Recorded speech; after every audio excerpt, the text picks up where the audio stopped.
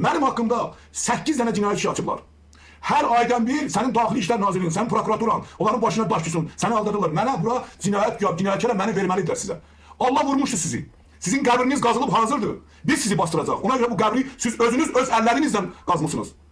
Necə ola bilər ki bu? Mən öz dilimi istəyirəm. Mən bunun artıq nə istəyirəm? Nefti satırsınız, gazı satırsınız, narkotik camaatımızı narkoman eləmişsiniz, ölkəni darmadan eləmişsiniz, bütün ölkənin pullarını daşımışsınız xaricə. Siz oturmuşsunuz və bir insan öz dilini, öz mədəniyyətini istədiyi halda deyirsiniz ki, onlar Ermənistana gedib, onlar düşməndir. Fəxrəddin Ermənistana gedib düşməndir, onu öldürdün. Nə bilim, filan kəs erməni agentidir. Yaxşı, bəs bu nədir? 200 gün bundan əvvəl ermənilər gəliblər Bakıda, sizinlə oturub, dodaq-dodağa öpüşürlər. Bax, bu da ya, dodaq-dodağa öpüşürlər.